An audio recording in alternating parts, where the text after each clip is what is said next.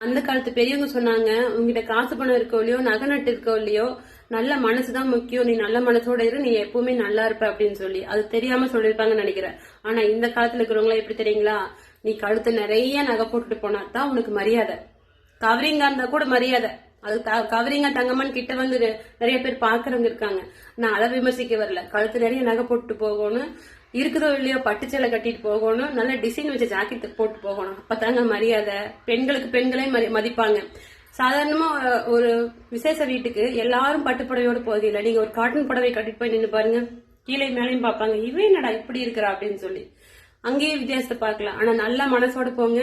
நம்ம கிட்ட நல்ல மனசு இருக்கு, நம்மகிட்ட நகையில என்ன, நட்டுல என்ன, பட்டுச்சேலையில என்ன, நமக்கு நல்ல மனசு இருக்கு, எல்லாரும் நல்லா இருக்கணுங்கிற ஒரு உயர்ந்த எண்ணம் இருக்குன்னு நினைச்சிட்டு போங்க. அது செல்லுபடியாகாது. உங்க கழுத்துல நகை இருக்கா, நீங்க பட்டுச்சேலை கட்டிருக்கீங்களா, உங்ககிட்ட பணம் இருக்கான்னு மட்டும்தான் பாப்பாங்க. உண்மையா இல்லையா?